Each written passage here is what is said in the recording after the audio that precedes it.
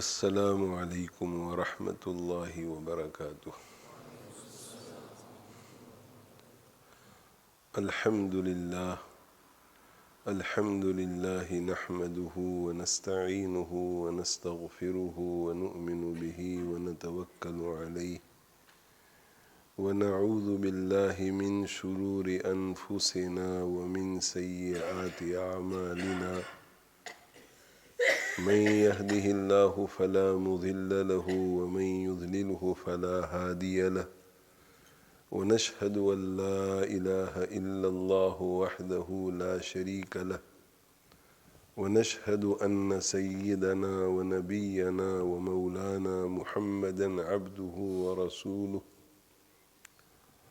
صلى الله تعالى عليه وعلى آله وأصحابه وبارك وسلم تسليما كثيرا كثيرا،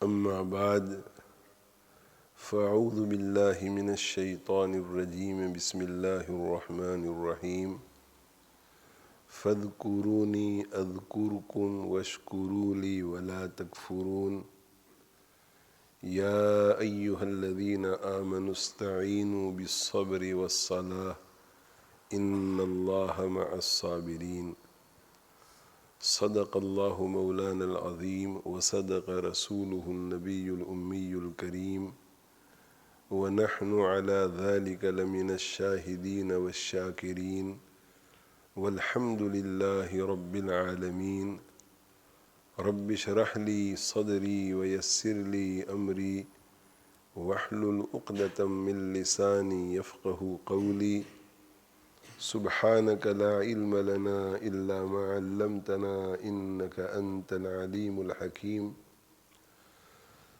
اللهم انفعنا بما علمتنا وعلمنا ما ينفعنا وزدنا علما، إن الله وملائكته يصلون على النبي يا أيها الذين آمنوا صلوا عليه وسلموا تسليما، اللهم صل وسلم وبارك على سيدنا ومولانا محمد وعلى آله وأصحابه وأتباعه وأزواجه وذرياته۔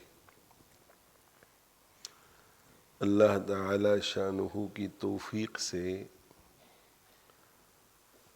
جن دو آیتوں کی تلاوت کا شرف حاصل ہوا، ان میں 4 چیزوں کا ذکر ہے۔ سب سے پہلی چیز ذکر، فاذکرونی اذکرکم، تم میرا ذکر کرو، تم مجھے یاد کرو، میں تمہیں یاد کروں گا۔ دوسری چیز شکر، واشکروا لی، اور میرا شکر کرو، ولا تکفرون، اور میری ناشکری مت کرو۔ ناشکری مت کرو، شکر کرو۔ تیسری چیز یا ایھا الذین آمنوا استعینوا بالصبر، صبر، اور چوتھی چیز والصلاۃ، اے ایمان والو تم مدد حاصل کرو، میری مدد کے مستحق ہو جاؤ،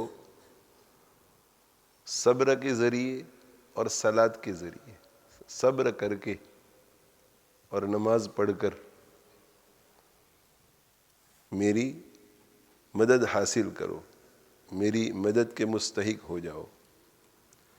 ان اللہ مع الصابرین، بے شک اللہ تعالی صبر کرنے والوں کے ساتھ ہے۔ یہ جو 4 اعمال ہیں، ذکر، شکر، صبر اور صلاۃ، یہ ان اعمال میں سے ہیں جن کا تذکرہ بار بار ہوتا ہے، اور ان 4 اعمال سے بچہ واقف ہوتا ہے۔ اس لیے جب ذکر پر گفتگو ہوتی ہے تو کوئی اتنا زیادہ دھیان دے کر نہیں سنتا کہ یہ کوئی نئی بات ہو رہی ہے، یہ کیا چیز ہے، ذکر کیا چیز ہے، چلو غور سے سنتے، اچھا ذکر کی بات ہو رہی ہے، سنتے ہیں۔ یہ نہیں ہوتا کہ لوگ کانوں کو بند کر دیتے ہیں، اٹھ کے چلے جاتے ہیں، سنتے ہیں، مگر اتنے دھیان سے سننے کی ضرورت نہیں پڑتی، اس لیے کہ یہ کامن چیزیں ہیں۔ ذکر ہماری روزمرہ کی زندگی میں ذکر بار بار آتی ہے، اللہ کو یاد کرو، اللہ کا ذکر کرو، اللہ کو یاد کرو، اللہ کا ذکر کرو۔ اسی طرح روزانہ سنتے ہیں صبر شکر، صبر شکر، صبر کرو بھائی، شکر کرو، نعمتوں پہ شکر کرو، کوئی تکلیف آ جائے تو صبر کرو، صبر کرو، شکر کرو، صبر کرو، شکر کرو۔ تو صبر بھی روز مرہ کی زندگی میں سنتے رہتے ہیں، شکر کا لفظ بھی روز مرہ کی زندگی میں سنتے رہتے ہیں، اور نماز سے ہر شخص واقف ہے۔ تو ذکر کا تذکرہ ہوتا ہے، شکر کا تذکرہ ہوتا ہے، صبر کا تذکرہ ہوتا ہے، نماز کا تذکرہ ہوتا ہے، تو دل میں یہی خیال آتا ہے کہ اچھی چیزیں ہیں، سننی چاہیے، یہ چیزیں ہماری زندگیوں میں آنی چاہیے، مگر یہ کامن ٹاپکس ہیں، پہلے بھی سن چکے ہیں، بار بار سن چکے ہیں، اور ذکر کوئی ایسی چیز نہیں ہے کہ مجھے بہت دھیان دے کر کے سننا پڑے تاکہ مجھے پتہ چلے کہ یہ ذکر ہے کیا۔ میں جانتا ہوں ذکر کیا ہے، صبر کو میں جانتا ہوں، شکر کو میں جانتا ہوں، صلاۃ کو میں جانتا ہوں۔ حالانکہ ایسا بھی ہو سکتا ہے کہ ذکر کی جو حقیقت ہے، صبر کی جو حقیقت ہے، شکر کی جو حقیقت ہے، صلاۃ کی جو حقیقت ہے، اس سے ہم ناواقف ہوں۔ اسی طرح ان چیزوں کی جو تفصیلات ہیں ان سے ہم ناواقف ہوں، ان چیزوں کے حصول کا جو طریقہ ہے ان سے ہم ناواقف ہوں، یہ چاروں چیزیں ابھی تک ہماری زندگیوں میں نہ آئی ہوں، لیکن کامن ٹاپکس ہیں، اس وجہ سے اس کی طرف کوئی خاص توجہ نہیں دیتے۔ مگر یہ چیزیں بڑی قیمتی ہیں، یہ اور اس جیسی دوسری بھی بہت ساری چیزیں جو ہم روزمرہ کی زندگی میں سنتے رہتے ہیں، مثلا درود پاک، درود شریف، صلاۃ علی النبی صلی اللہ علیہ وسلم، یہ بھی اسی کیٹیگری میں آتی ہے۔ درود شریف چیز وہ بھی یہ ایسی چیز ہے جو اسی کیٹیگری، درود شریف، اچھا یہ تو درود شریف کی بات ہو رہی ہے۔ استغفار، اچھا استغفار، بھائی استغفر اللہ میں پڑھتا ہی ہوں نا، استغفار کرتا ہوں، بہت پڑھتا ہوں، روزانہ 100 مرتبہ استغفار کرتا ہوں، اور جب کبھی کوئی غلطی ہو جاتی ہے تو میں استغفار پڑھتا ہوں، 1000 مرتبہ استغفار پڑھتا ہوں۔ اتباع سنت، سنت کی اتباع کرو، اچھا بھائی سنتوں کے بارے میں بات ہو رہی ہے کہ مسواک کرو، دائیں ہاتھ سے چیز لو، دائیں ہاتھ سے چیز دو، چھینک آ جائے تو الحمدللہ کہو، دسترخوان بچھا کر کے نیچے بیٹھ کر کھانا کھاؤ، اکڑو بیٹھ کر کھانا کھاؤ۔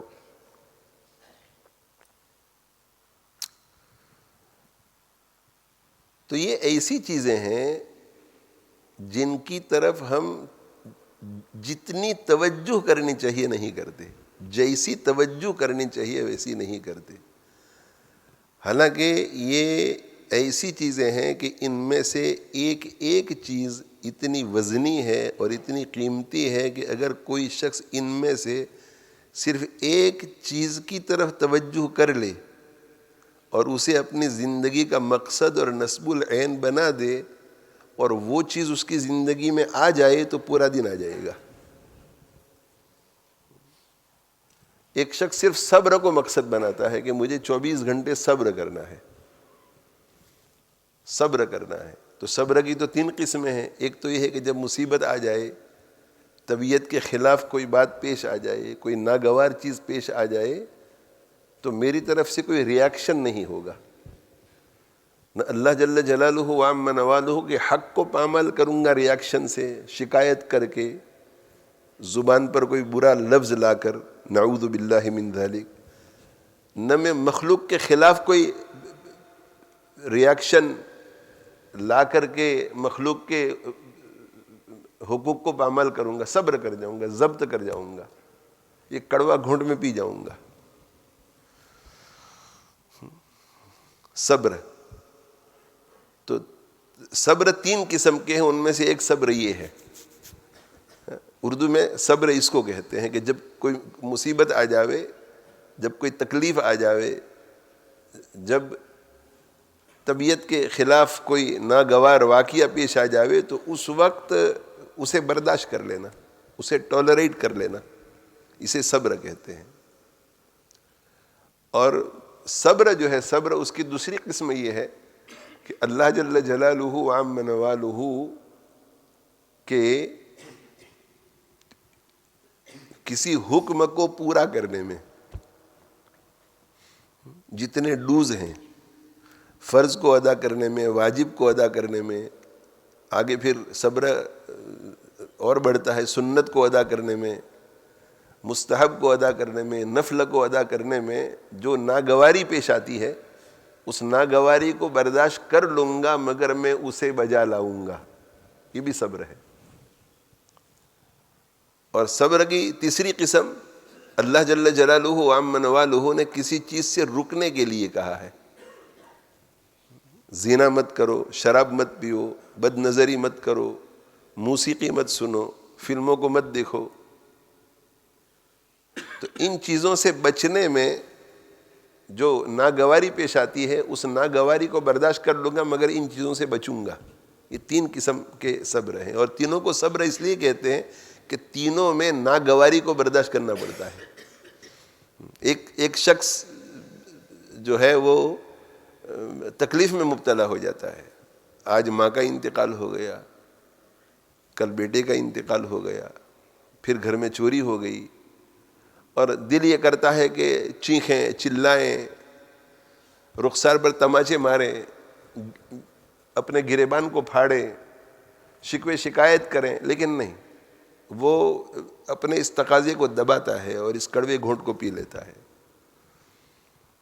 دل نہیں چاہتا کہ فجر کی نماز کے لیے اٹھیں، گرم گرم بستر میں سے اٹھیں، کڑاکے کی سردی ہے، اور باتھ روم میں گئے تو پانی بھی جتنا گرم ہونا چاہیے اتنا نہیں ہے، تو اب وضو کرنا بہت مشکل، لیکن پھر بھی وہ اس ناگواری کو برداشت کر لیتا ہے اور فجر کی نماز ادا کرتا ہے. راستے میں چل رہا ہے اور بد نظری کا تقاضا ہو رہا ہے، ادھر ہو رہا ہے تقاضا، ادھر ہو رہا ہے تقاضا، غیر مسلم معاشرہ ہے اور موسم اچھا ہے، نقاب حجاب میں کوئی نہیں، اور اس وقت اپنی نگاہوں کو نیچا کرنا یہ ناگوار ہوتا ہے، پسندیدہ نہیں، بہت مشکل لگتا ہے، مگر یہ ناگواری کو برداشت کر لیتا ہے. یہ صبر کی 3 قسمیں ہیں. یہ صبر کی 3 قسموں میں سے اگر کسی ایک قسم کے بارے میں کوئی فیصلہ کر لے کہ اللہ جل جلالہ وعم نوالہ نے جن چیزوں کو کرنے کے لیے کہا ہے کتنا ہی کڑوا کیوں نہ لگے میں ضرور کروں گا، یہ اللہ جل جلالہ وعم نوالہ نے جن چیزوں سے بچنے کے لیے کہا ہے کتنا ہی کڑوا کیوں نہ لگے میں ضرور بچوں گا، یا مصائب تکالیف کا جب سامنا ہوگا تو کتنا ہی کڑوا کیوں نہ لگے میں انا للہ و انا الیہ راجعون پڑھ کر کے برداشت کر لوں گا. اگر تینوں کو مقصد بنا لیتا ہے تو بہت جلدی کامیاب ہوگا، اور تینوں ہی کو مقصد بنانا چاہیے. لیکن فرض کر لیجئے، سمجھانے کے لیے عرض کر رہا ہوں کہ ہمت کم ہے تو تینوں میں سے کسی ایک کو مقصد بنا لیتا ہے کہ بھئی آج سے چلو اللہ تعالیٰ شانہ نے جن کاموں کو کرنے کے لیے کہا ہے ان میں جو فرائض ہیں اور ان میں جو واجبات ہیں ان کو تو کبھی نہیں چھوڑوں گا، اور سنتوں میں سے فنا عمل کو کر لوں گا، اور مستحبات میں سے فنا عمل کو کر لوں گا، اور نفل میں سے فنا عمل کو، اور کچھ بھی ہو جائے ان کو نہیں چھوڑوں گا. یا یہ کہ فرائض واجبات ڈوز یا ڈونٹس کی طرف نہیں آتا، میری طبیعت کے خلاف کچھ بھی ہوگا میں صبر کر جاؤں گا. چھوٹا اگر طبیعت کے خلاف کوئی کام کرے گا تب بھی برداشت کر لوں گا، بڑا اگر طبیعت کے خلاف کوئی کام کرے گا تب بھی برداشت کر لوں گا. اپنا حق پامال ہو جائے کوئی حرج نہیں، مگر برداشت کر لوں گا. تو میرے بھائیو چند ہی مہینوں میں یہ نظر آئے گا کہ اب ہماری زندگی کے اندر دین بڑھ رہا ہے، دین بڑھ رہا ہے اس صبر کی وجہ سے. شکر کا بھی یہی حال ہے. حضرت ڈاکٹر عبداللہ عارفی رحمہ اللہ تعالیٰ کا تو عجیب ارشاد ہے. حضرت ڈاکٹر صاحب رحمۃ اللہ علیہ یہ فرماتے تھے کہ بھائی اب ہمارے پاس نہ وہ قوا ہیں، نہ وہ طاقتیں ہیں، نہ اتنی فرصت ہیں کہ ہم کسی شیخ کے پاس خانقاہ میں جا کر 1 سال 2 سال رہیں، لمبی مدت تک رہیں، کئی ہفتوں تک رہیں، کئی مہینوں تک رہیں اور مشقتیں برداشت کریں اور بہت اونچے درجے کے مجاہدے کریں اور ریاضتیں کریں، خشک روٹی کھائیں، جتنی مقدار میں کھانا مل گیا وہ کھائیں. اور شیخ صاحب ہم سے مجاہدے اور ریاضتیں کرانے کے لیے کام میں بھی لگاتے ہیں کہ بھئی یہ جتنے خانقاہ میں آئے ہوئے ہیں ان سب کے لیے پانی گرم کرنے کی ذمہ داری آپ کی. یہ خانقاہ میں جتنے لوگ آئے ہیں ان کے لیے وہ چکی میں گیہوں کو پیس کر آٹا بنانے کی ذمہ داری آپ کی. یہ پوری خانقاہ کو صاف رکھنے کی ذمہ داری آپ کی. تو اب تو ایسا نظام بھی نہیں ہے، ہر چیز آٹومیٹک ہو گئی. لیکن حضرت فرماتے ہیں کہ ہمارے پاس وہ طاقتیں بھی نہیں، قوتیں بھی نہیں، وہ فرصت بھی نہیں. کہاں اتنا وقت ہم نکالیں گے اور یہ سارے مجاہدے کریں گے؟ حضرت فرماتے تھے کہ میں تم کو ایک بہت آسان چیز بتاتا ہوں، اپنی زندگی کے اندر شکر لے آؤ. یہ شکر وہی کام کرے گا جو یہ بڑے بڑے مجاہدے اور بڑی بڑی ریاضتیں کرتے تھے. ڈاکٹر صاحب رحمہ اللہ تعالی، حضرت تھانوی رحمۃ اللہ علیہ کے اجل خلفاء میں سے اور اس فن کے ماہرین میں سے، اعلیٰ درجے کے ماہرین میں سے، متفق علیہ شخصیت. شکر کے بارے میں حضرت فرماتے ہیں.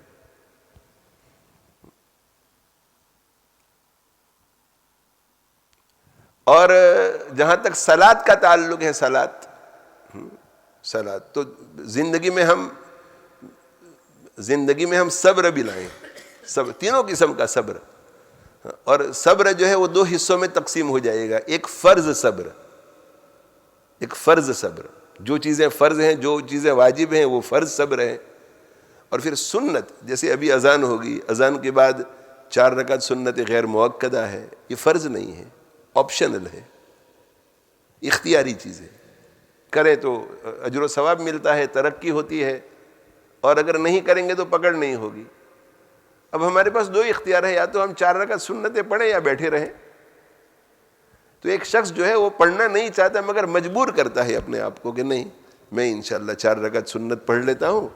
پڑھنا تو نہیں ہے لیکن نفس کو مغلوب کر کے میں 4 رکعت پڑھ لیتا ہوں، اس کی برکت سے میری ترقی ہوگی. یہ صبر، یہ نفل صبر ہے.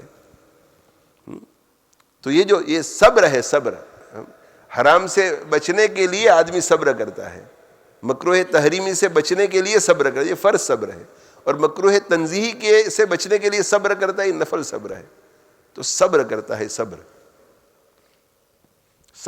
اس صبر کی برکت سے بہت ترقی ہوگی انشاءاللہ. اور اسی طرح جو ہے کوئی بھی ناگوار چیز پیش آ جائے، بیوی کی طرف سے کوئی ناگوار چیز پیش آ جائے، اور کبھی کبھی تو ایسا ہوتا ہے کہ جو ناگوار چیز ہمیں پیش آ رہی ہے وہ فی الحقیقت ناگوار چیز نہیں ہوتی ہے. ہمارا نفس اتنا موٹا ہو جاتا ہے اور ہمارا ایگو اتنا بڑا ہو جاتا ہے کہ ہم ایسا سمجھ رہے ہوتے ہیں کہ میری تنقیص ہوئی ہے، میری تنقیص ہوئی ہے، میری تحقیر ہوئی ہے، میرے ساتھ ایسا کیوں اس نے برتاؤ کیا. حالانکہ کوئی نہ شرعن اس میں کوئی قباحت ہے، نہ عرفاً قباحت ہے، نہ عقلاً کوئی قباحت ہے. جس شخص نے آپ کے ساتھ جو معاملہ کیا ہے وہ اس کا حق تھا، لیکن پھر بھی چونکہ ہم نے اپنی ایک حیثیت اور اپنا ایک سٹیٹس بنا لیا ہے تو ہم ایسا سمجھتے ہیں کہ میرے ساتھ ایسا کیوں معاملہ کیا گیا، اس طرح سے میرے ساتھ کیوں گفتگو کی گئی، راستے میں چلتے چلتے مجھے یہ سوال کیوں پوچھ لیا، یہ کون ہے مجھے ٹوکنے والا کہ آپ نے جوتے غلط جگہ پہ رکھے ہیں، یہ شخص کون ہے.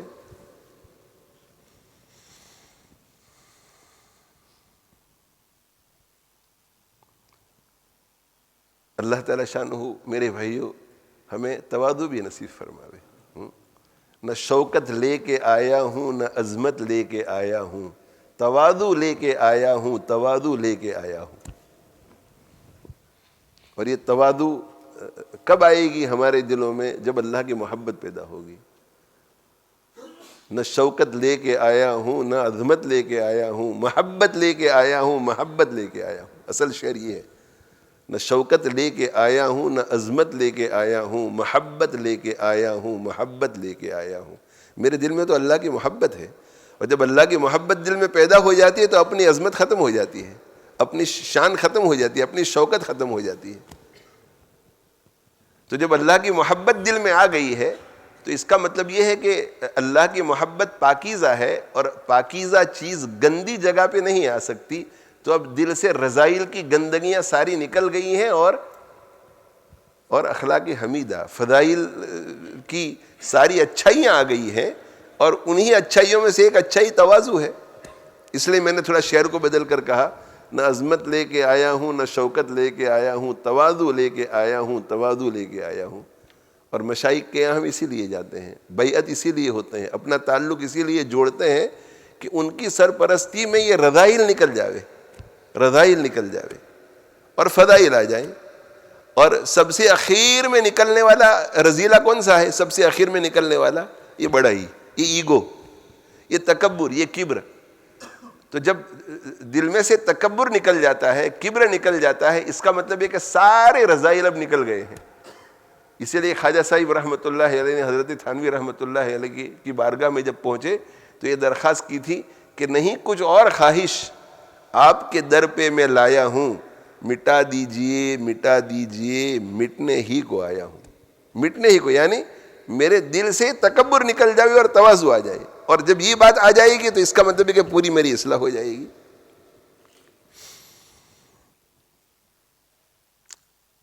تو صبر آ جائے ہماری زندگیوں میں, صبر آ جائے, شکر آ جائے ہماری زندگیوں میں. صبر کرنا ہے, صبر کرنا ہے. آج سے یہ طے کر لیں ہم کہ ہماری طبیعت کے خلاف کوئی بات ہوگی ہم برداشت کر لیں گے جی, وہیں ہم کچھ کریں گے جہاں جو کچھ ہم کرنا چاہتے ہیں اس کو نہ کرنے سے دین کا نقصان ہو.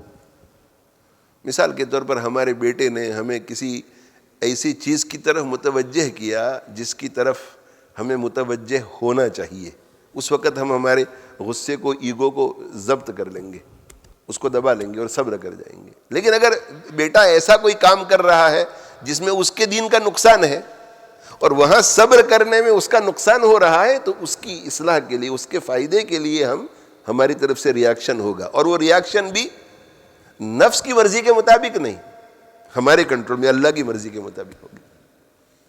صبر. دوسری چیز ہم شکر ادا کریں, شکر. اللہم لک الحمد و لک الشکر, اللہم لک الحمد و لک الشکر, اللہم لک الحمد و لک الشکر. دیکھو میرے بھائیوں, ہمارے جو اپنے تعلق والے لوگ ہوتے ہیں ان کی دو قسمیں ہیں. ایک تو ہمارا تعلق ہمارے اپنے بھائیوں بہنوں کے ساتھ ہوتا ہے, ہمارے ماں باپ کے ساتھ ہوتا ہے, ہماری اولاد کے ساتھ ہوتا ہے, یہ ہمارا خونی تعلق ہوتا ہے. تو اگر یہ بے دین بھی ہو جاتے ہیں نا پھر بھی یہ تعلق ٹوٹتا نہیں ہے, باقی رہتا ہے. تو ایک تعلق تو ہمارا یہ ہے. اور دوسرا تعلق ہمارا دینی تعلق ہوتا ہے, ہم سے کوئی سیکھتا ہے, کوئی ہمیں سکھاتا ہے, یا یہ کہ ہم دو چار آدمی کسی سے سیکھ رہے ہیں, یا ہم دو چار آدمی مل کر دوسروں کو سکھا رہے ہیں, تو اوور ٹائم ہمارا آپس میں تعلق ہو جاتا ہے. تو ایک مومن جو ہے نا جب بھی کسی کو دیکھتا ہے, اپنوں میں سے کسی کو, اپنے خونی رشتوں کو دیکھتا ہے یا اپنے دینی رشتوں کو دیکھتا ہے, وہ دینی نقطۂ نظر سے دیکھتا ہے, اس کا ذہن اسی کی طرف جاتا ہے. جیسے دنیا میں مشغول آدمی ہے, وہ جب اپنوں کو دیکھتا ہے تو دنیاوی نقطۂ نظر سے دیکھتا ہے, دنیاوی نقطۂ نظر سے دیکھتا ہے کہ ماشاءاللہ میرا یہ بیٹا ہے, یا میرا یہ بھائی ہے, یا میرا یہ پڑوسی ہے, یا میرا یہ دوست ہے, یہ ڈاکٹر ہو گیا ہے, ماشاءاللہ ڈاکٹر ہو گیا ہے, اور پھر 2-4 سال کے بعد کہ پروموشن ہوا ہے, پھر 2-4 سال کے بعد کہ اب اور پروموشن ہوا ہے, یہ اپنے ڈپارٹمنٹ کا ہیڈ ہو گیا ہے. تو چونکہ دنیاوی نقطۂ نظر سے سوچنے کی عادت ہے, اس لیے اپنی اس اولاد میں یا اپنے اس پڑوسی میں, اپنے اس دوست میں دینی تنزلی کتنی بھی ہو جائے وہ بہت خوش ہوتا ہے کہ ماشاءاللہ بڑی ترقی ہے, ماشاءاللہ بڑی ترقی ہے. لیکن دینی زاویے سے سوچنے والے لوگ ہیں, وہ اپنے دوستوں میں, اپنی اولاد میں دنیاوی ترقی دیکھتے ہیں, تو وہ چونکہ دنیاوی زاویے سے سوچنے کے عادی نہیں ہوتے, تو دینی تنزلی کی وجہ سے ان کو دکھ ہوتا ہے. اسی لیے اس قسم کے لوگ جو ہیں, اپنے متعلقین میں سے کوئی تاجر ہوتا ہے, تاجر, اور تاجر ہونے کے باوجود بھی دین پر چل رہا ہے اور دینی فکر کے ساتھ چل رہا ہے اور دینی تقاضوں کو پورا کر کے چل رہا ہے, تو بہت خوش ہوتے کہ الحمدللہ اللہ نے ان کو دنیا بھی دی ہوئی ہے, مگر وہ تو سیکنڈری چیز ہے, اصل چیز دین ہے. ماشاءاللہ ماشاءاللہ. کوئی ڈاکٹر ہو گیا, ہاسپٹل میں کام کر رہا ہے, اپنی سرجری کھول کے کام کر رہا ہے, اور دیکھتے ہیں کہ ماشاءاللہ ماشاءاللہ دنیا تو اللہ نے ان کے مقدر میں جتنی لکھی ہے وہ مل کر رہے گی, مگر ماشاءاللہ دیکھو ڈاکٹر ہے, اور یہ دنیاوی کام کاج ہے, انہوں نے پڑھا ہی ہے پیسے کمانے کے لیے. اس وقت نیت ان کی جوانی میں یہی تھی کہ ہمارا فیوچر بہت اچھا ہوگا, لیکن ماشاءاللہ دیکھو یہ دینداری کے ساتھ سارے کام کر رہے ہیں. اسی وجہ سے جو دنیاوی دینی مزاج کے لوگ ہوتے ہیں, ان کو جب کسی کے انتقال کی خبر پہنچتی ہے تو سب سے پہلے ان کو یہ جستجو ہوتی ہے کہ کس حالت میں دنیا سے گئے ہیں, اور وہ موقع پا کر کے فوراً یا بعد میں معلوم کرنے کی کوشش کرتے ہیں کہ بھئی آخری حالات کیسے تھے, آخری حالات کیسے تھے. اور آخری حالات اچھے ہوتے ہیں تو بہت خوش ہوتے ہیں, بہت خوش ہوتے ہیں. حضرت مولانا یعقوب صاحب مجددی بھوپالی رحمۃ اللہ علیہ بہت بڑے بزرگ گزرے ہیں, تو وہ یہ فرمایا کرتے تھے کہ جب مجھے پتہ چلتا ہے کہ کسی کا خاتمہ اچھا ہوا ہے تو میرا دل یہ چاہتا ہے کہ میں ان پر مٹھائی بھیجوں, گھر والوں پر. جب مجھے پتہ چلتا ہے کہ فلاں گھر میں کسی کا انتقال ہو گیا ہے تو میرا دل یہ کرتا ہے کہ میں ان پر مٹھائی بھیجوں. ہماری والدہ مرحومہ کا خاتمہ اچھا ہوا تو غم بہت ہوا, مگر غم کے ساتھ ملے جلے جذبات, خوشی بھی بہت ہوئی کہ وہ اچھی حالت میں گئی. اس کے بعد پھر 4 مہینے کے بعد ہمارے یوسف بھائی چلے گئے, بہت خوشی ہوئی, غم بھی بہت ہوا, ابھی تک غم ہے یوسف بھائی کے جانے کا, مگر یہ کہ خوشی ہوئی. ہمارے سید صاحب ہمارے بہت پرانے رفیق, خانقاہ میں جب ہم 3-4 آدمی پورا مہینہ بیٹھا کرتے تھے تو اس وقت سے یہ سب ہمارے ساتھ ہوتے تھے, پرانے میرے پرانے متعلقین میں سے. تو جب انتقال ہوا اور ہم لوگ وہاں پہنچے تو میں نے کہا دیکھو سید صاحب کے ہونٹوں پر تو مسکراہٹ ہے. تو خوشی ہوئی کہ بھائی ماشاءاللہ, یعنی واقعی خوشی ہوئی کہ سید صاحب چلو کامیاب ہو گئے. تو اپنوں پر یہ ہماری نظر ہوتی ہے, اس لیے کہ کون کتنا دیندار ہے وہ اس وقت ہمیں نظر آتا ہے جب وہ کرنج میں ہوتا ہے, جب کرنج آتا ہے. تو ہمارے سعید بھائی جو ہیں ان کو میں ملنے کے لیے گیا اس دن, جب وہ ہوش میں آئے تو ہوش میں آنے کے بعد میں ملنے کے لیے گیا. بڑا آپریشن تھا, میجر آپریشن تھا. تو میں نے دیکھا کہ ایک لفظ بھی ان کی زبان پر صبر والا نہیں تھا, صبر والا نہیں تھا, شکر والا تھا. یعنی یہ کہ اللہ کا بہت فضل ہے کہ درد نہیں ہے مجھے, اللہ کا بہت فضل ہے کہ آپریشن میرا ہو گیا, اللہ کا بہت فضل ہے کہ میں بہت اچھا ہوں, الحمدللہ اللہ کا فضل ہے. بزرگوں کی میرے ساتھ دعائیں رہی, طلباء کی میرے ساتھ دعائیں رہی, اساتذہ کی میرے ساتھ دعائیں رہی, میرے دوستوں کی میرے ساتھ دعائیں رہی. الحمدللہ اللہ کا بہت فضل ہے, اللہ کا بہت فضل ہے. یعنی تقریباً ہم لوگ 1 گھنٹہ رہے ہوں گے, 1.25 گھنٹہ تو یقیناً. اس میں ایک مرتبہ بھی یہ نہیں کہ یہاں درد بہت ہو رہا ہے لیکن جو ٹھیک ہو جائے گا, اللہ کے ہاتھ میں ہے, میرے گناہ معاف ہو رہے ہیں. صبر والا پہلو تھا ہی نہیں, وہ میں نے شکر والا پہلو دیکھا. تو ہم لوگ جو ہیں وہ شکر زندگی میں لائیں. یہ تو خوش نصیب ہے کہ اللہ نے ان کو توفیق دی, بغیر کسی کے سمجھائے من جانب اللہ ہوا. اللہ کبھی کبھی فضل بھی فرماتے, اللہ اسی طرح ان کو رکھے, ہم سب کو اسی طرح رکھے. تو جب اس قسم کے حالات دیکھتے ہیں تو ذہن میں یہ خیال آتا ہے کہ ایسے لوگ اگر چلے بھی جائیں اللہ کے یہاں اس حالت میں, اللہ ان کی عمر میں برکت دے, تو میں کیا نقصان ہوگا. اس حالت میں اگر کوئی چلے بھی جائے تو کیا نقصان ہوگا. تو یہ چیزیں ہمارے اندر آئے تو ہمیں کیا کرنے کا کہ اگر ہمیں شکر زندگی میں شکر لانے کا کہ نعمتوں پر غور کریں اور نعمتوں پر غور کریں. اللہم لک الحمد ولک الشکر الحمدللہ اللہم لک الحمد ولک الشکر الحمدللہ. اور ہماری زندگیوں میں اگر ہم جائزہ لیں گے تو صبر کرنے کی اتنی چیزیں نہیں ہوں گی جتنی شکر کرنے کی ہیں. وجوہ صبر سے وجوہ شکر بہت زیادہ ہے. The reasons for being grateful to Allah subhanahu wa ta'ala are far more greater in number than the reasons for exercising patience. مثال کے طور پر ابھی نماز سے پہلے مجھے سر میں شدید درد تھا اور یہاں ذرا کندھے میں بھی درد ہے, تو بس اس کے علاوہ اور کیا ہے؟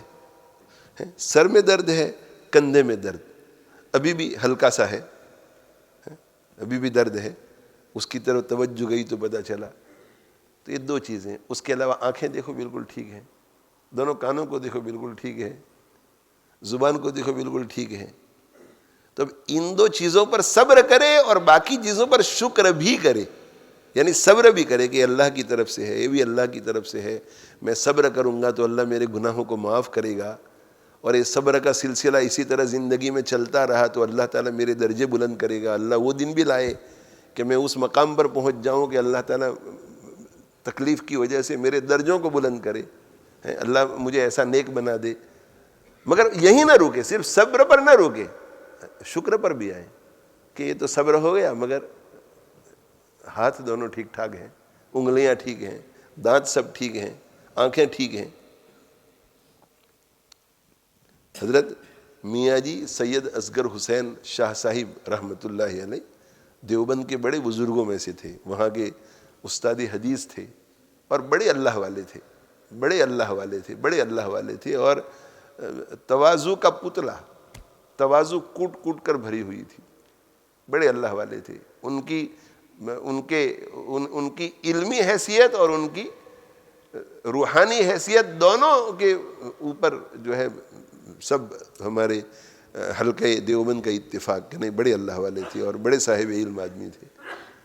تو ان کو شدید بخار ہو گیا تو لوگ ملنے کے لیے گئے. اب آپ کو پتہ ہے کہ جب شدید بخار ہوتا ہے تو پورا بدن ٹوٹتا ہے, ایک قسم کی بے چینی ہوتی ہے, تکلیف ہوتی ہے, بدن درد کر رہا ہے, کسی پہلو پہ سکون نہیں ملتا.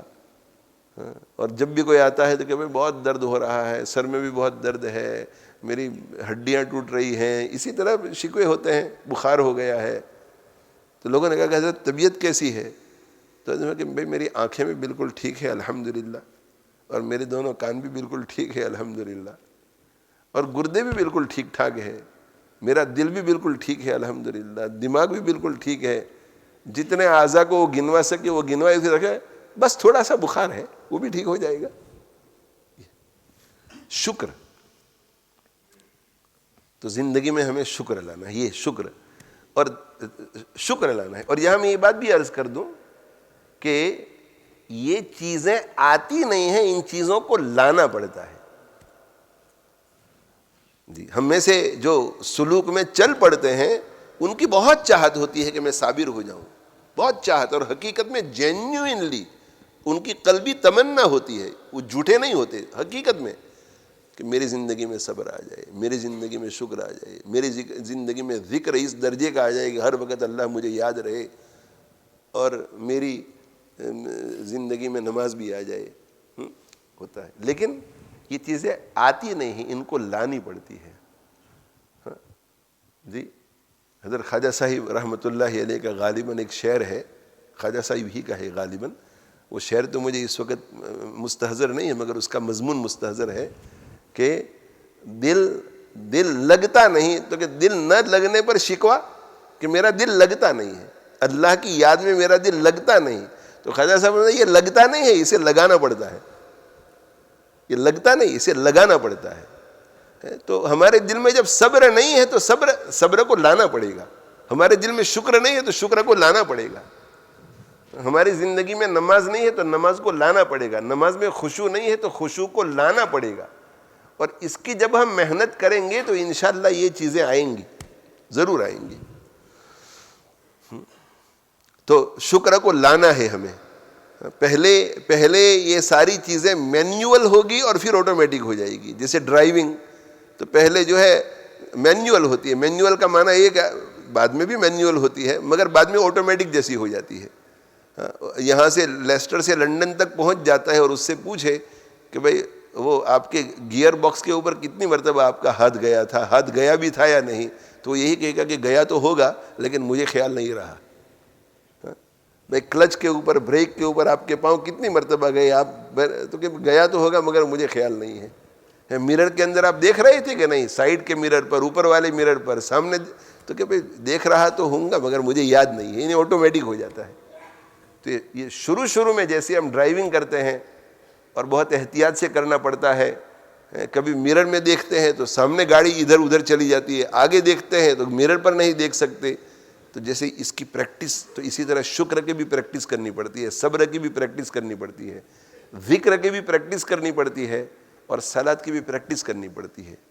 نمازوں کا ہم اہتمام کریں، نمازوں کی کوانٹٹی بڑھائیں کہ چلو بھئی سنتیں اب ساری لے آئے، سنت مؤکدہ بھی، سنت غیر مؤکدہ بھی، پھر نوافل کو بھی لائیں، پھر مزید نوافل، اشراق بھی پڑھیں، تہجد بھی پڑھیں، اوابین بھی پڑھیں، پھر مزید نوافل کہ تحیۃ الوضو بھی ہم پڑھیں، فلاں بھی پڑھیں، فلاں بھی پڑھیں. پھر یہ کوانٹٹی ہو گئی، اب کوالٹی لاؤ، کوالٹی کہ توجہ کے ساتھ ہم پڑھیں، توجہ کے ساتھ ہم پڑھیں. جسم کا خضوع بھی ہو کہ ہر رکن سنت طریقے کے مطابق ہو، اور خشوع بھی ہو، دل بھی اللہ تعالی شانہ کی طرف لگا ہوا ہو. تو یہ 4 اعمال ہیں بھائی جن کی ہمیں محنت کرنی ہے. حضرت شاہ ولی اللہ صاحب محدث دہلوی رحمۃ اللہ علیہ ایک مرتبہ دلی کی جامع مسجد میں بیان کر رہے تھے اور مغلوں کا دور تھا. تو اسی مسجد میں بادشاہ اور بڑے بڑے شہزادے اور بڑے بڑے وزراء سب اسی مسجد میں نماز پڑھتے تھے.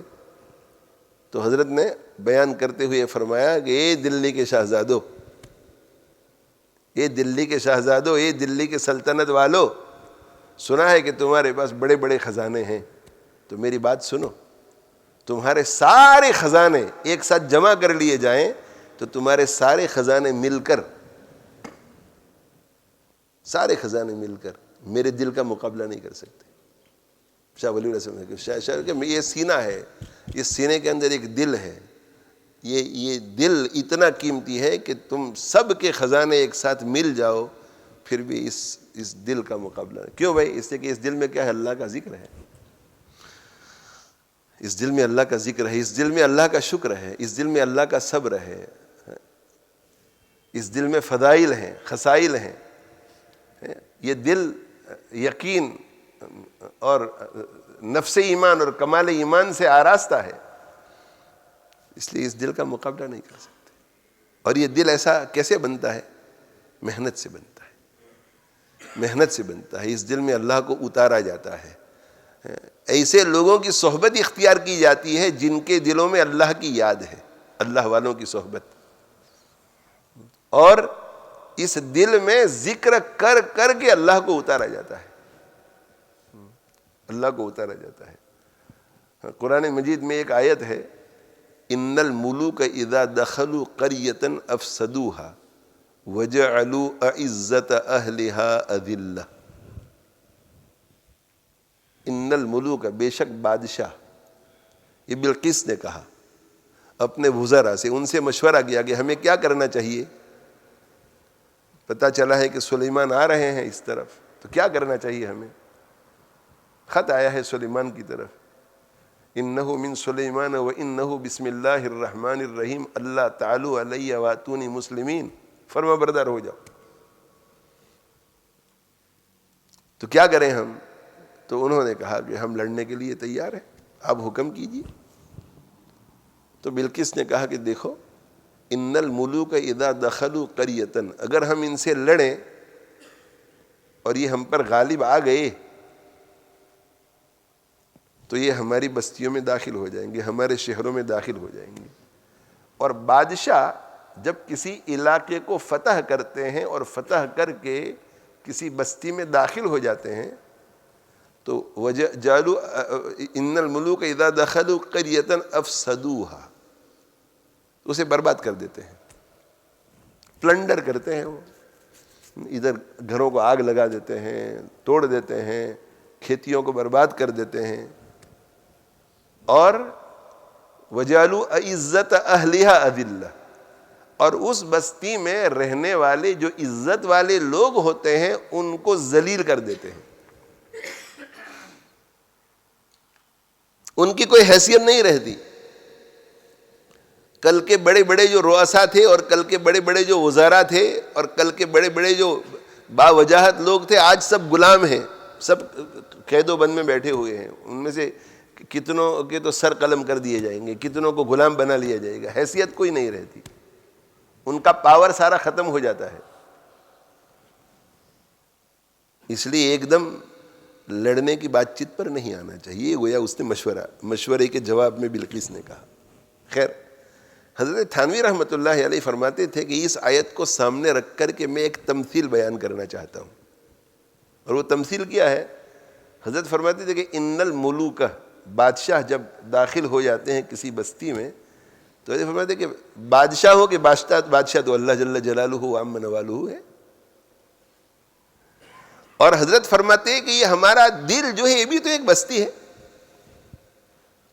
دل بھی تو ایک بستی ہے، اس بستی میں یا تو کفر بسیرا کرتا ہے یا ایمان، یا تو اس بستی میں شرک بسیرا کرتا ہے یا توحید، اس بستی میں یا تو تواضع ہے یا تکبر، اس بستی میں یا تو رذائل رہتے ہیں یا فضائل رہتے ہیں۔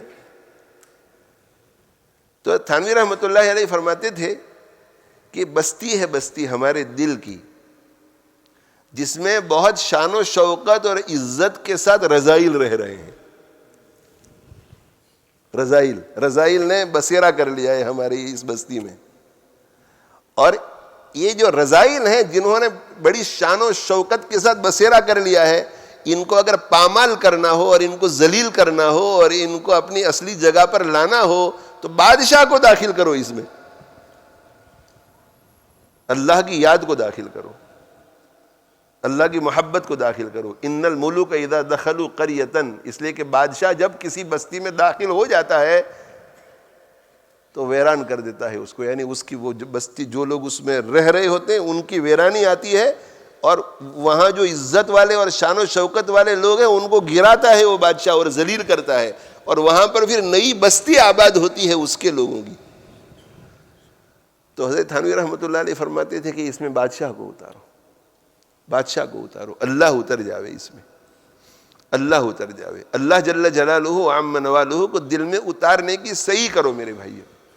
جو شخص بھی غور سے سنو، جو شخص بھی اللہ کا ذکر کثرت کے ساتھ کرتا ہے تو کثرت ذکر سبب ہے دل میں اللہ کی محبت کے پیدا ہونے کا۔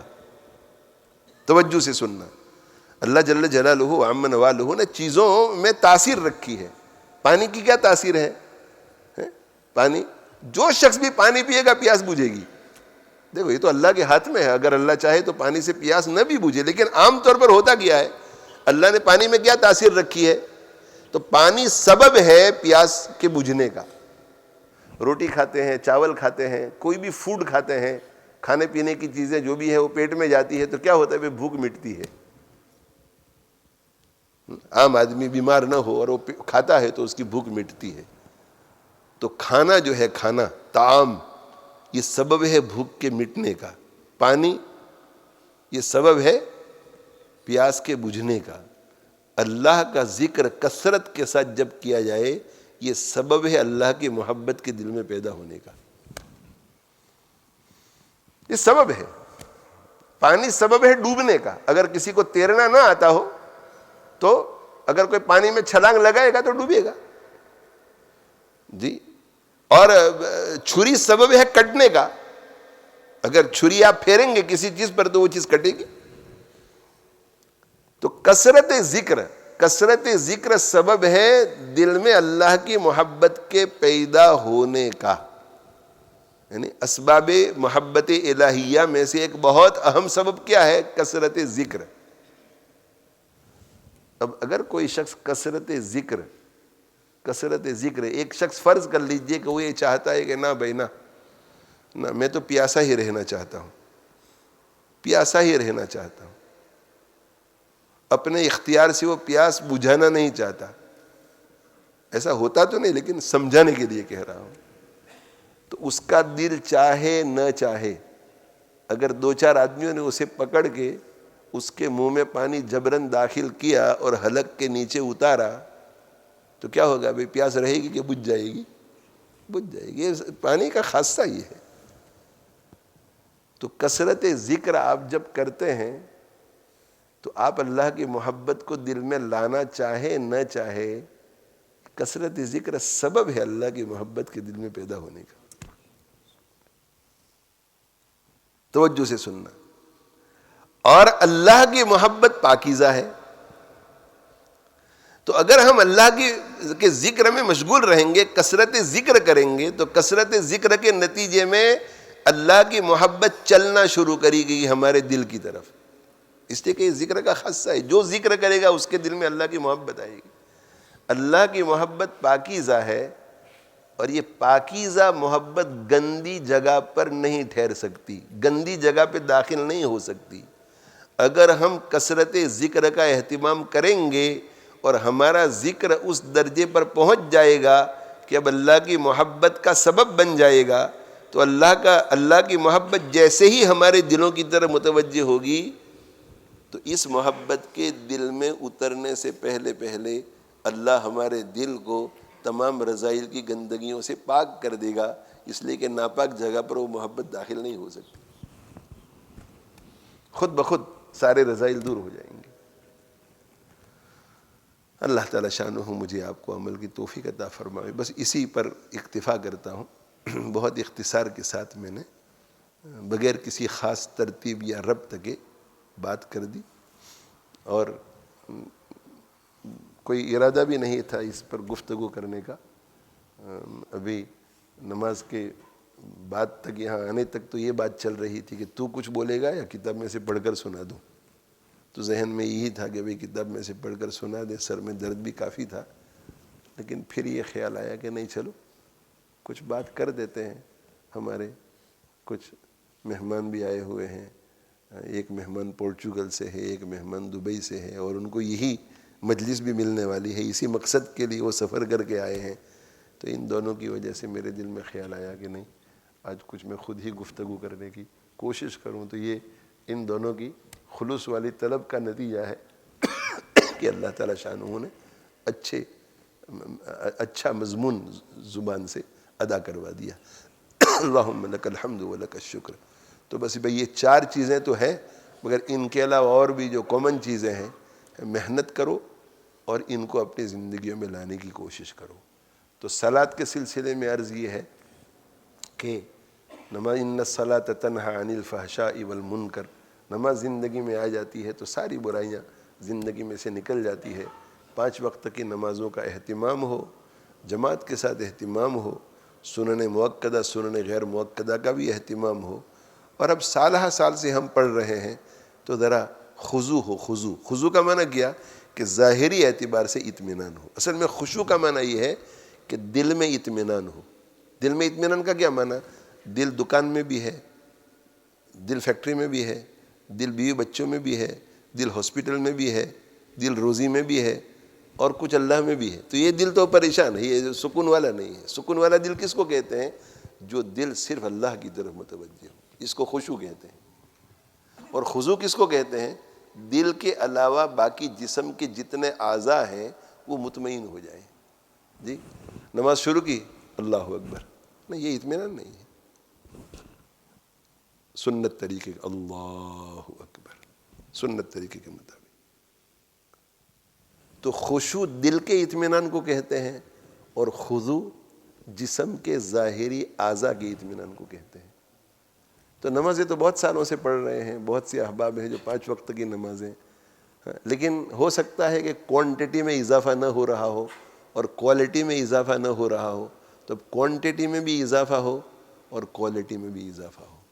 اور ایک بات یہ بھی سنیے کہ اگر خشوع لانا چاہتے ہو, یعنی دل کا سکون, کہ نماز میں دل کو سکون نصیب ہو, پوری توجہ ایک ہی جگہ پر ہو, ادھر ادھر نہ ہو, تو شروع کرو خضوع سے. خضوع, دیکھو یہ جو ہماری عمارت ہے جی, تو اس کا انٹرنل ڈیکوریشن تبھی ہو سکتا ہے جب کہ عمارت کا شیل پہلے کھڑا ہو جائے. ایسا کبھی نہیں ہوتا کہ انٹرنل ڈیزائن اور یہ سب ڈیکوریشن پہلے ہوگا اور بعد میں عمارت کھڑی ہوگی. اور آپ بہتر سے بہتر کمپنی کو ہائر کرو اس کام کے لیے کہ اس بلڈنگ کو آراستہ کرنا ہے, اور وہ بلڈنگ نامکمل ہے, وہ کہیں گے کہ ابھی ہم کام نہیں کر سکتے, پہلے اس کو پوری کراؤ کانٹریکٹر سے, بلڈر سے اس کو پہلے پوری کراؤ, پھر ہم اپنا کام شروع کریں گے. ظاہری جسم کا جو خضوع جو ہے, خضوع, یہ ظاہری جسم کا جو سکون ہے وہ پہلے کرو, وہ آئے گا تو انشاءاللہ دوسرے درجے پر خشوع بھی آ جائے گا. اور خشوع جو ہے, خشوع وہ ہمارا اتنا کنٹرول میں نہیں جتنا خضوع. اگر ابھی آپ یہ فیصلہ کریں کہ میں عشاء کی 4 رکعت نماز شروع سے لے کر اخیر تک دل کے خشوع کے ساتھ پڑھوں, تو آپ تھوڑی کوشش کریں گے 1 منٹ میں ادھر ادھر دل چلا جائے گا, پھر دوبارہ لائیں گے تو پھر ادھر ادھر چلا جائے گا. لیکن اگر آپ یہ فیصلہ کریں کہ میں 4 رکعت خضوع کے ساتھ پڑھنا چاہتا ہوں, اور آپ نماز کی سنن وغیرہ جانتے ہیں, تو آپ اگر یہ کرنا چاہتے ہیں تو آپ یہ کر سکیں گے. یہ اعلیٰ درجے کی اختیاری چیز ہے.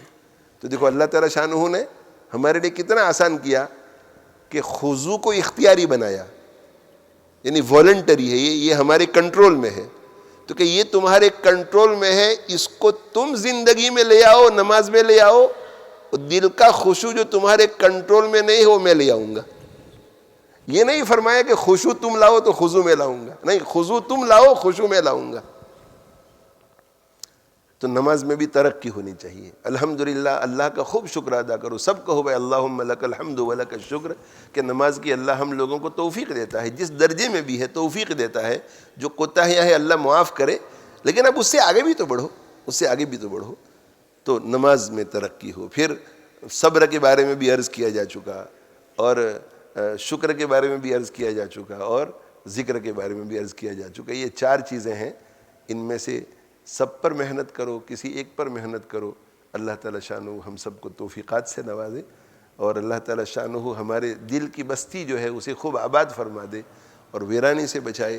اور اللہ تعالیٰ شانہ اس آبادی کے ساتھ, جب دل کی بستی آباد ہوتی ہے تو بیماریوں میں, پریشانیوں میں, آپ جو ہے بینکرپٹ ہو گئے ہیں, آپ جیل میں بیٹھے ہوئے ہیں, کسی نے آپ پر غلط الزام لگا دیا ہے, فقر گھر میں آ گیا ہے, ہر حال میں اگر یہ دل ہر چیز میں لذت ہے, اگر دل میں مزہ ہو تو انسان کسی طرح بھی اس مرحلے سے گزر جاتا ہے. اور گزرنے کے بعد بھی وہ ڈپریشن یا انگزائٹی وغیرہ کا شکار نہیں ہوتا, اس لیے کہ دل میں مزہ ہے. تو وہ خوش ہوتا ہے کہ اللہ جل جلالہ و عم نوالہ نے مجھے ایک آزمائش کے دور سے گزارا, اور میرے اللہ نے مجھے ہمت دی, اور ہمت دے کر کے گزار دیا, اور اللہ نے امید ہے کہ مجھے بہت کچھ دیا ہوگا جو مجھے آخرت میں ملے گا. اللہ تعالیٰ شانہ ہم سب کو سکون عطا فرمائے, ہم سب کو سکون عطا فرمائے, ہم سب کو سکون عطا فرمائے, ہم سب کو عافیت عطا فرمائے. ہاسپٹل میں جانے سے پہلے میں ان کے ساتھ بیٹھا ہوا تھا, تو میں نے ان سے کہا کہ 2-3 مہینے کے بعد انشاءاللہ دھیرے دھیرے آپ کا خوراک بھی نارملٹی پہ آ جائے گا. تو کہنے لگے کہ بھائی اگر نارملٹی پہ آ جائے گا, مگر نارملٹی پہ نہ بھی آئے تو کیا ہوا, 70 سال سے تو اللہ اچھی چیزیں کھلا رہا ہے, اسی کا شکر ہم تو ادا کرتے ہیں. 70 سال سے وہ کھلا رہا ہے, تو اگر نارملٹی پہ نہ بھی آئے تو کیا کریں گے. اللہ کا احسان ہے, بس اللہ تعالیٰ تکلیف سے بچائے. یہ اللہ تعالیٰ یہ توفیق دیتے ہیں, اللہ ایسی توفیق دیتے ہیں. تو اللہ تعالیٰ ان کو بھی اسی طرح ذاکر, شاکر, صابر رکھے, صحت دے ان کو. لوگوں کو تشویش بھی ہوگی تو ماشاءاللہ اچھی ان کی ریکوری ہو رہی ہے, تو ان کے لیے بھی دعا فرمائیں. اور ہماری بہن کے لیے تو دعائیں کرنی ہی ہے, وہ بیچاری بیمار ہیں, اور مولانا اسماعیل صاحب کی بھی اچھی ریکوری ہے. اور میرے استاد محترم حضرت مولانا بلال صاحب دامت برکاتہم, ان کے لیے بھی دعا فرمائے, وہ بھی بیمار چل رہے ہیں, ان کو سٹروک ہو گیا ہے. اللہ تعالیٰ انہیں بھی صحت دے, چلتا پھرتا کر دے, اور پہلے جس قوت کے ساتھ حضرت دین کے کاموں میں لگے رہتے تھے بلکہ اس سے زیادہ قوتوں کے ساتھ اور اس سے زیادہ افادیت کے ساتھ دین کے کاموں میں لگے رہے ہیں۔ ہمارے دوسرے استاد حضرت مولانا ہاشم صاحب دامت برکاتہم، ان کے لیے بھی دعا کرو، اللہ تعالیٰ انہیں بھی صحتیں دے، عافیتیں دیں۔ اسی طرح ہمارے شیخ حضرت مولانا قمر الزمان صاحب دامت برکاتہم، اب بڑھاپا ہے، پرانا سالی ہے، طبیعت میں جو ہے ظاہر ہے کہ کمزوری آتی ہے، اللہ تعالیٰ انہیں بھی صحتوں کے ساتھ عافیتوں کے ساتھ رکھے۔ ہمارے لیے حضرت مفتی احمد خان پوری صاحب دامت برکاتہم بھی بمنزلہ شیخ کے ہیں، حضرت مفتی تقی عثمانی صاحب دامت برکاتہم بھی بمنزلہ شیخ کے ہیں۔ یہ وہ سارے لوگ ہیں جن سے ہمیں بہت فائدہ پہنچا ہے ہماری زندگیوں میں، ان کے لیے بھی دعا کریں کہ اللہ تعالیٰ ان کی صحتوں میں مزید اضافہ فرماوے اور ان کی عمروں میں بھی اللہ برکت دے اور ان سے بہت زیادہ دین کا کام لے۔ اور ہمارے شکیل بھائی کے والد ہیں، ان کو بھی کینسر ہوا ہے منہ میں، ان کے لیے بھی اللہ تعالیٰ شانہ آسان فرماوے۔ اور جتنے بیمار ہیں، بہت سو کے نام آج کل بھول جاتا ہوں، ابھی ہمارے کسی طالب علم کی والدہ کا اعلان ہوا کہ ان کو کینسر ہوا ہے۔ تو جتنے بھی بیمار ہیں اور جتنے بھی لوگ پریشان ہیں دنیا میں، جس جگہ پر جس خطے میں انفرادی اجتماعی حیثیت سے مڈل ایسٹ کے بڑے حالات ہیں، اور وہاں فلسطین کے بڑے حالات ہیں، ادھر سوڈان وغیرہ میں بھی حالات ہیں، اللہ تعالیٰ شانہ ہر جگہ کے اوپر عافیتوں کا فیصلہ فرماوے اور عافیتوں کے لیے اور امن کے لیے، چین کے لیے، سلامتی کے لیے، صحتوں کے لیے، رزق میں برکتوں کے لیے جن جن اسباب کی ضرورت ہے، اللہ تعالیٰ اپنے بندوں کو ان اسباب کو اختیار کرنے کی توفیق عطا فرماوے۔ وآخر دعوانا ان الحمد للہ رب العالمین وصلی اللہ علی نبینا محمد وعلی آلہ واصحابہ اجمعین۔ بھائی ایک اپیل چل رہی ہے اس وقت، وہ یہ ہے کہ ہمارا بورڈنگ میں جو توسیع کا کام ہو رہا ہے ٹینشن کا، تو الحمدللہ بہت اچھی طرح جا رہا ہے۔ آپ دعا بھی فرمائیں کہ اسی طرح عافیت کے ساتھ تکمیل کو پہنچے۔ جس طرح چلنا چاہیے چل رہا ہے اور اچھا کام ہو رہا ہے، اللہ تعالیٰ نے اچھا بلڈر عطا فرمایا ہے، اور الحمدللہ آپ حضرات نے تعاون کیا تھا، اور اللہ سب کو برکتیں دے، سب کو جزائے خیر دے۔ اور اس کے لیے 1 ملین پاؤنڈ کی ضرورت تھی، تو الحمدللہ وہ پیسے مکمل بھی ہو گئے تھے، بلکہ رمضان کے اخیر میں عید کے دن یا عید کے دوسرے تیسرے دن جب میں نے پوچھا تو 1 ملین کے اوپر مزید 34,000 پاؤنڈ ہو گئے تھے۔ 1 ملین کے اوپر مزید 34,000 پاؤنڈ ہو گئے تھے۔ تو وہ ہم نے سوچا تھا کہ بھئی جو بھی آیا اس کو کہتے گئے کہ بھئی اب فرسٹ فیز کے لیے نہیں، تو کہا کہ دوسرے فیز میں لے لو، تو لوگوں نے دوسرے فیز کے لیے بھی دیا تھا۔ اور اس کے بعد بھی پھر عید کے بعد بھی وہ سلسلہ کچھ نہ کچھ لوگ دیتے رہے، حالانکہ اپیل بند ہو گئی تھی۔ تو تقریباً جو ہے مزید تقریباً 40,000 پاؤنڈ اور آ گئے تھے رمضان المبارک سے لے کر ابھی تک، تو تقریباً 70,000 پاؤنڈ مزید آ گئے تھے دوسرے فیز کے لیے۔ اور ہم نے پھر اپیل کی، میرے خیال میں 8ویں ذوالحجہ کو یا 7ویں ذوالحجہ کو، تو 7ویں ذوالحجہ یا 8ویں ذوالحجہ کو اپیل کی، تو الحمدللہ وہ 3-4 دن میں مزید 30,000 پاؤنڈ آئے۔ تو الحمدللہ یہ 1 ملین کے اوپر 1,00,000 پاؤنڈ سے 1,05,000 پاؤنڈ ہمارے پاس اس وقت موجود ہے، 105,000 پاؤنڈ۔ تو یہ اپیل اس لیے ابھی نئے سرے سے شروع کی ہے کہ ہماری جو ٹیم ہے، کنسٹرکشن ٹیم، اور جو پروفیشنلز ہیں اور جو ہمارا بلڈر ہے، تو آپس میں ان لوگوں کی رائے یہ ہوئی کہ سیکنڈ فیز میں سے کچھ چیزیں فرسٹ فیز میں کر لیں تو اچھا ہے، وہ کچھ سستے میں ہو جائے گا۔ تو بات تو ایک ہی ہے، یہ 3 فیز میں ہم نے تقسیم کیا ہے، مگر یہ پروجیکٹ تو ایک ہی ہے، سمجھ میں آ گیا۔ تو اب سیکنڈ فیز میں سے کچھ چیزیں فرسٹ فیز میں آ رہی ہیں، تو ابھی جو ہے وہ پرائسنگ وغیرہ کے لیے ایسٹیمیٹ کے لیے انہوں نے بھیجا ہے، ٹینڈر کیا ہے، تو جب کمپنی سے الگ الگ آئے گا تو اب سیکنڈ فیز میں سے فرسٹ فیز میں 150 سے 200,000 پاؤنڈ تک کا کام آ رہا ہے۔ تو یہ 150 سے 200,000 پاؤنڈ یہاں آ جائے گا تو اتنے پیسے بلکہ اس سے زیادہ پیسے ادھر کم ہو جائیں گے، اس لیے کہ مہنگائی بھی بڑھتی ہے. اب سیکنڈ فیز کے لیے ابھی تو پلاننگ پرمیشن بھی لینا ہے. تو ہو سکتا ہے کہ ہمیں مزید 45,000 پاؤنڈ کی ضرورت ہو، اور ہو سکتا ہے کہ مزید 95,000 پاؤنڈ کی ضرورت ہو. میں انشاءاللہ جیسے ہی فگر طے ہو جائے گا تو میں بتاؤں گا. لیکن ابھی اس وقت اپیل کر رہا ہوں کہ آپ حضرات سے درخواست ہے کہ جیسے پہلے تعاون کرتے چلے آئے ہیں، تھوڑا تھوڑا سب ہمت کرو. اور میں نے یہ کہا کہ بھئی جو حضرات پہلے تعاون کر چکے ہیں فرسٹ فیز میں، وہ مزید ہمت کر کے 200 پاؤنڈ دے دیں تو انشاءاللہ جو ہے وہ یہ کام آسان ہو جائے گا. اور جنہوں نے فرسٹ فیز میں ابھی تک تعاون نہیں کیا ہے تو وہ کچھ زیادہ دیں، اور اس میں بھی اگر کوئی زیادہ بھی دے دیں تو کوئی حرج نہیں ہے. تو جتنا کم دے سکے، جتنا زیادہ دے سکے، اس میں تعاون کیجیے. سب سے درخواست ہے، گھر میں ماؤں بہنوں سے بھی، آپ سب سے بھی، اور دوسروں کو بھی اس کی طرح متوجہ فرمائیں. تو اللہ تعالیٰ شانہ آپ سب کو جزائے خیر عطا فرمائے. اور اگر زیادہ ہی آ گیا، کچھ 25-50 ہزار پاؤنڈ زیادہ آ گئے تو وہ دوسرے فیز میں انشاءاللہ اس کو استعمال کر لیں گے. تو ابھی ہمارا فی الحال ٹارگٹ 200,000 پاؤنڈ کا ہے، اس میں سے 105,000 پاؤنڈ آ گئے ہیں، تب 95,000 پاؤنڈ کی ضرورت ہے.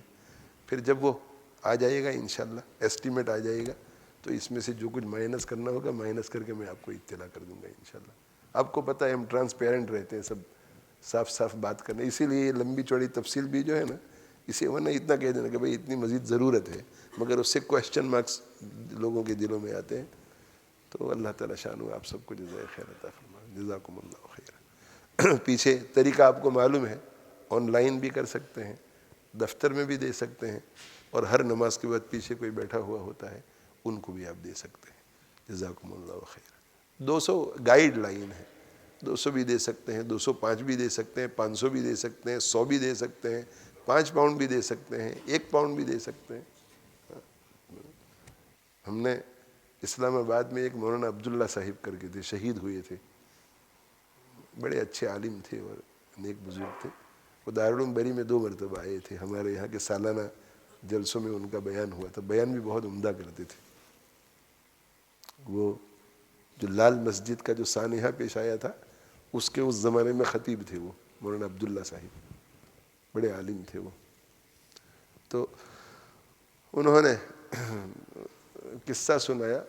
وہ میرے خیال میں بنوری ٹاؤن کے فارغ تھے. تو انہوں نے کہا کہ حضرت بنوری رحمۃ اللہ علیہ دفتر میں بیٹھے ہوئے تھے، آفس میں، اور آفس میں بیٹھے ہوئے تھے تو ایک صاحب جو ہے وہ چندہ دینے کے لیے آئے. تو وہ چندہ وصول کرنے والا بھی ایک ڈیسک لے کر کے بیٹھتا تھا. وہ پہلے زمانے میں ایک ہی آفس میں 4-5 آدمی بیٹھتے تھے، محتمم صاحب بھی اسی میں بیٹھتے ہیں. تو ایک شخص جو ہے وہ اندر داخل ہوا، پسینے میں ریب زیب، غریب آدمی، میلے کپڑے، اور ایسا لگ رہا تھا کہ بہت دور سے آیا ہوا ہے. تو کسی دیہات سے بس میں بیٹھ کر بہت گرمی کے موسم میں وہ مدرسے میں پہنچا ہوا تھا. اور جب وہ اندر مدرسے میں داخل ہوا تو دیہاتی آدمی تو ڈرتے ڈرتے بیچارہ اندر داخل ہوا. تو وہ حضرت بنوری رحمۃ اللہ علیہ سے اس کی طرف دیکھنے لگے. تو وہ جو دوسرے کارکن تھے انہوں نے کہا کہ جی حاجی صاحب، کیا آپ کے لیے ہم کیا خدمت کر سکتے ہیں. تو اس نے کندھے کے اوپر جو اس کی چادر لٹک رہی تھی، تو اس چادر کے کونے سے اس نے یوں کر کے گرہ نکالی، اور گرہ نکال کر کے، اس زمانے میں پاکستان میں ایک کوئن ہوتی تھی جسے چونی کہتے تھے. تو میرے خیال میں چونی کا معنی 4 آنے ہوگا، پتہ نہیں بوڑھے لوگ جانتے ہوں گے. چونی 4 آنے یعنی کچھ پیسے، افیو پینیز. تو وہ کوئن اس نے نکالی اور نکال کر کہنے لگا کہ میں مدرسے کے لیے چندہ دینے کے لیے آیا ہوں. تو حضرت بنوری رحمۃ اللہ علیہ متوجہ ہوئی اور فرمایا کہ کہاں سے آ رہے ہیں آپ؟ تو اس نے کہا کہ فلاں گاؤں سے. تو کہ کراچی میں کوئی اور کام بھی ہے؟ کہا کہ نہ، میں مدرسے کو چندہ دینے کے لیے آیا ہوں. یعنی اتنے دور کا سفر کر کے، بس کا کرایہ بھی دے کر کے، یہ مدرسے کو چندہ دینے کے. تو حضرت کہ رک جاؤ، تم ادھر جا رہا تھا وہ دینے کہ رک جاؤ. حضرت اپنی جگہ سے اٹھے اور جگہ سے اٹھ کر کے حضرت نے اپنا امامہ نکالا اور کہا کہ اس میں رکھ دیجیے. اتنی عزت کی اس چندے کی، اس میں رکھ دیجیے.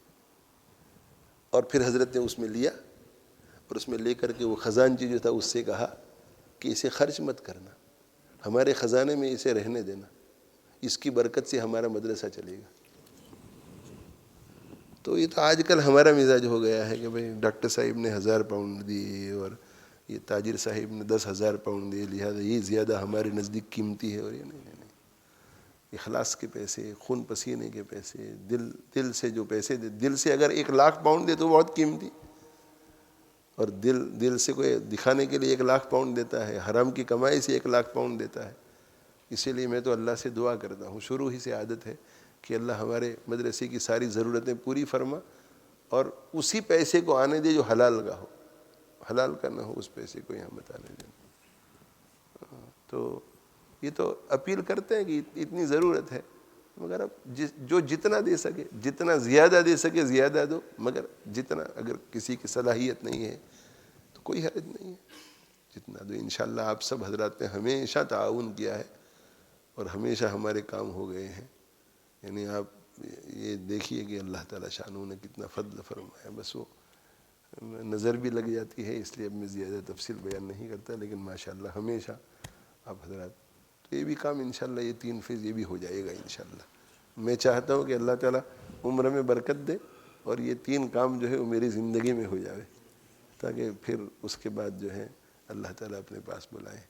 تو آگے کے جتنے مراحل ہیں تینوں فیزز کے لیے چندہ تو اپنے اپنے وقت پر دیتے رہنا، سیکنڈ فیز میں بھی، تھرڈ فیز میں بھی، لیکن دعا خاص کرنا کہ اللہ ان سارے کاموں کو پورا کرا دے، مدرسے کو آباد رکھے۔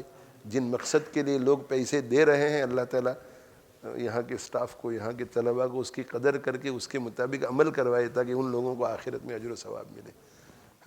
تو یہ فرسٹ فیز کے لیے ابھی ہمیں تقریباً 100,000 پاؤنڈ کی مزید ضرورت ہے، تو اس کی طرف توجہ فرمائیں۔ اگر بچے گا پیسہ تو وہ سیکنڈ فیز میں انشاءاللہ لے جائیں گے۔